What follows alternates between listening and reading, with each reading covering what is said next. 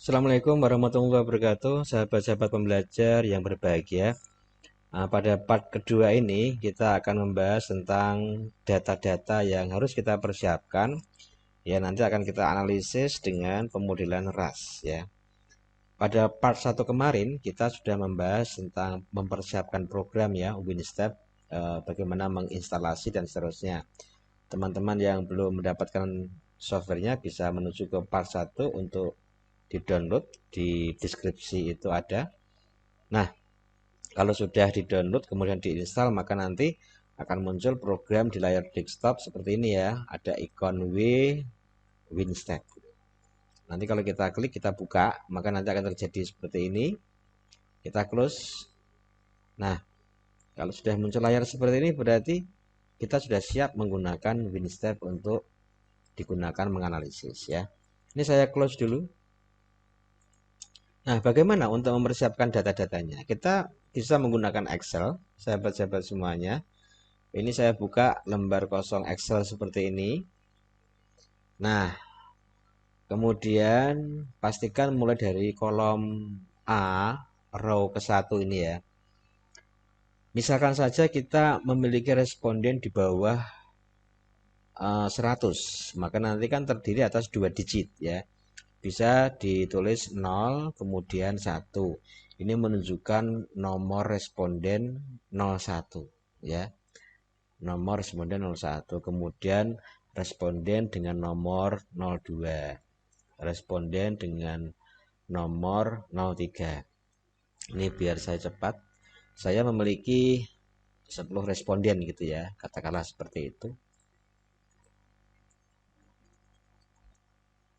Nah, kemudian saya tulis si angka 1, kemudian ini 0.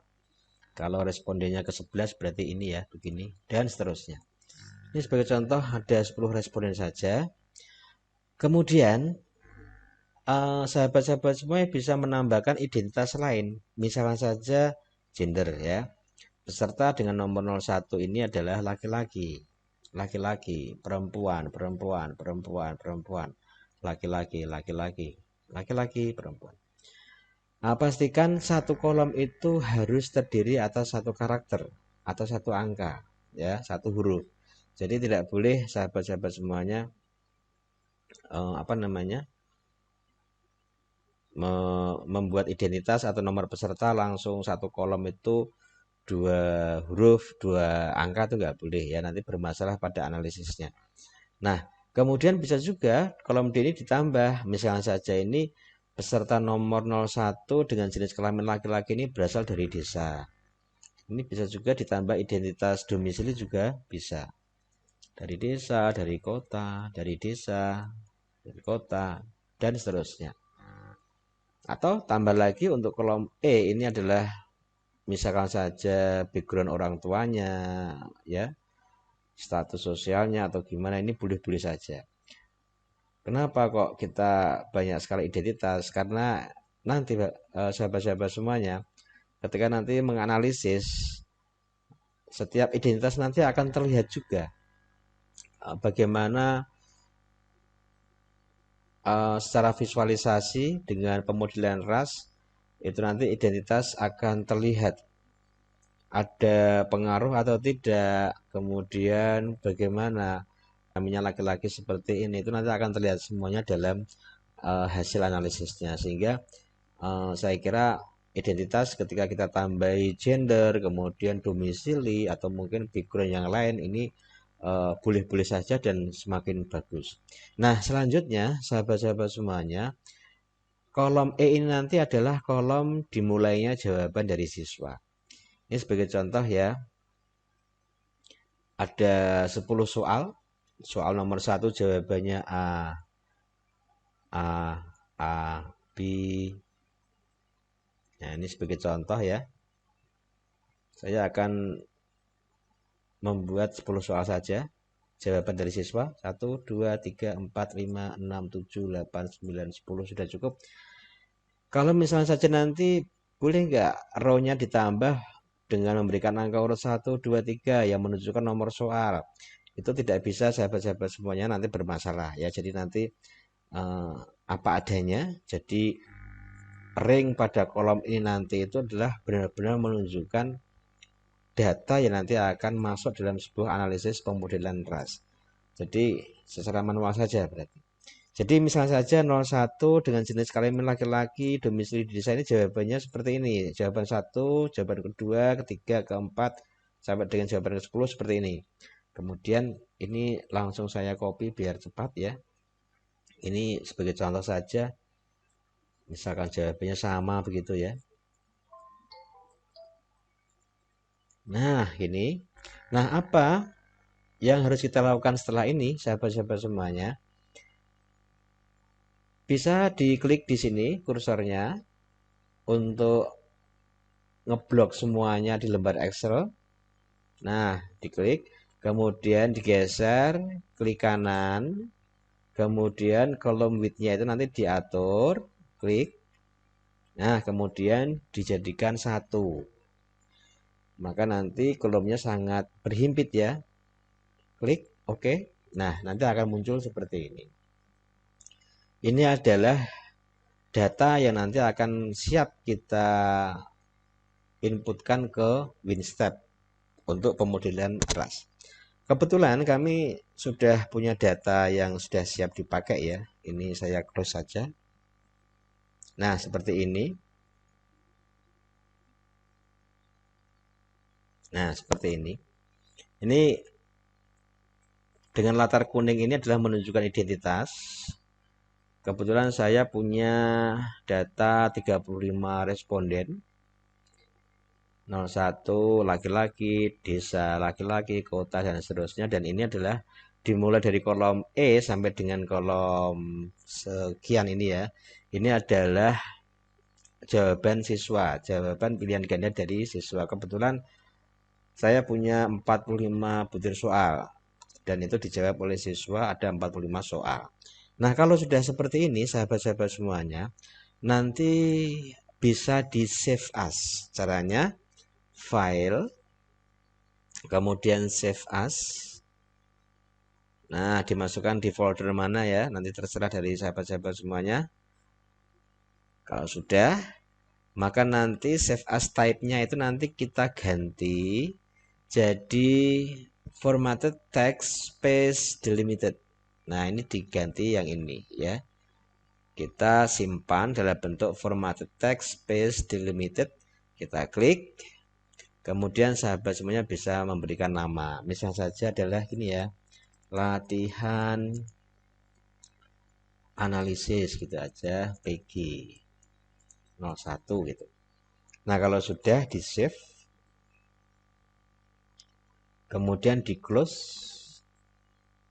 kemudian kita cek dibuka folder yang sudah kita simpan tadi, maka akan muncul yang namanya latihan analisis PG 01 dan ini ekstensinya itu dalam bentuk PRN. Karena kita simpan dalam bentuk formatted delimited tadi ya. Nanti akan dalam bentuk PRN. File dalam bentuk ekstensi PRN inilah nanti yang nanti kita gunakan dalam WinStep pemodelan ras. Nah, kalau sudah siap datanya seperti ini, maka kita close.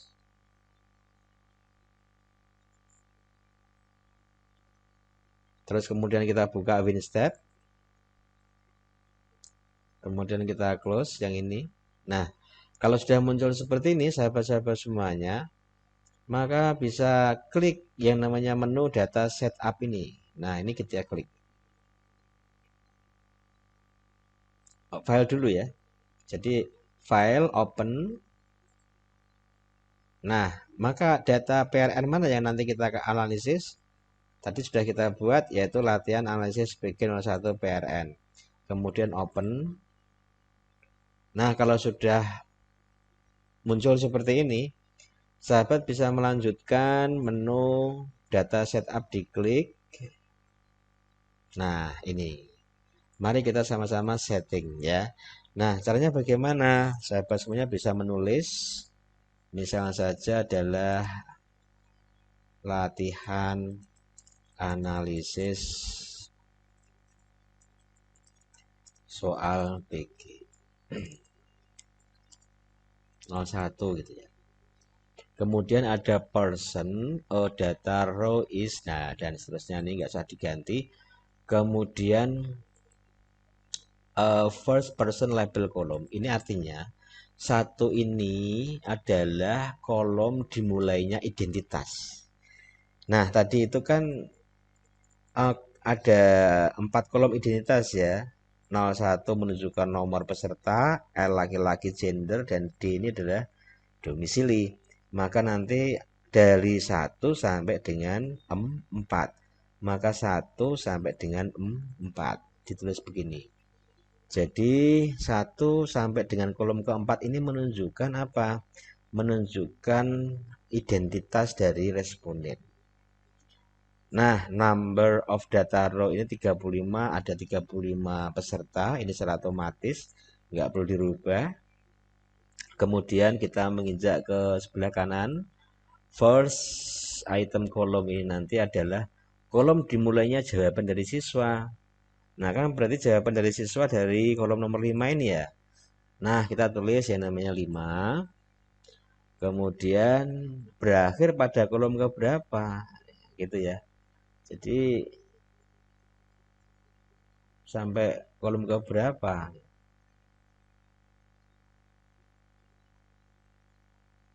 Number of item sampai kolom ke 49.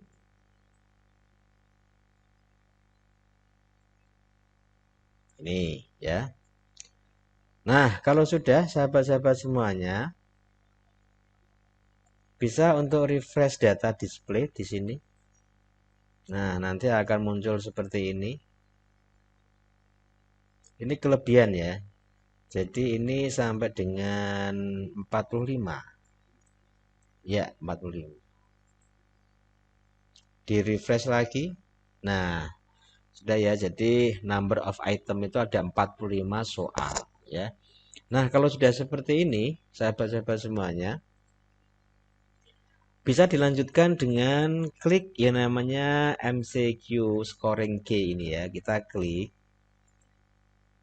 Nah, kalau sudah kita klik nanti sahabat semuanya bisa menginputkan kunci jawaban. Ya, ini kan semuanya jawaban dari siswa ya, dari responden. Maka kunci jawabannya bisa diletakkan di key, row key ini dan dimulai dari kolom nomor 5. Ini sebagai contoh jawabannya adalah A, pakai huruf besar ya, harus sama dengan jawaban responden. A, di sebagai contoh ini, sahabat-sahabat semuanya.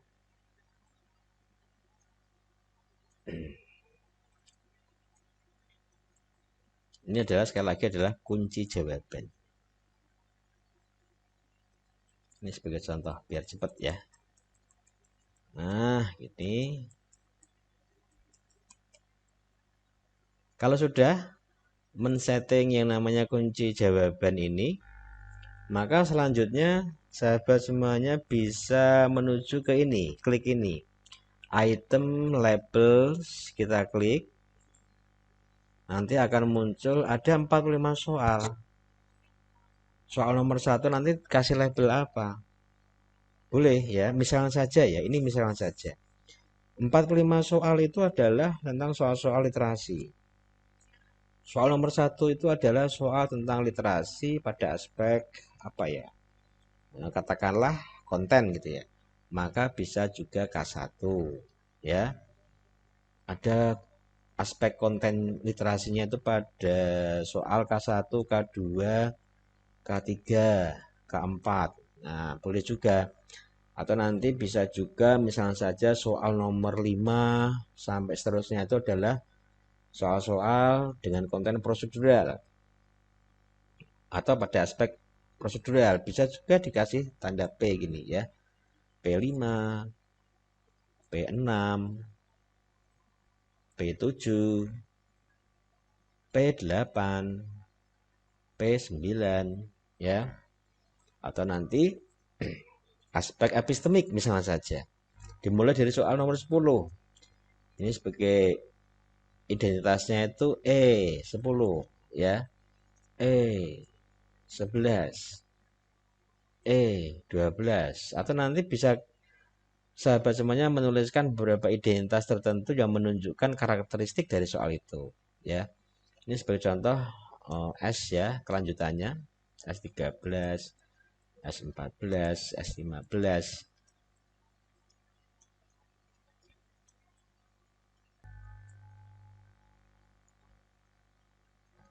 Nah, kalau sudah kita kasih label masing-masing nomor soal, sahabat semuanya nanti bisa klik item label, oke ya, kita klik. Nah, kalau sudah, setelah itu sahabat jangan sampai lupa ya.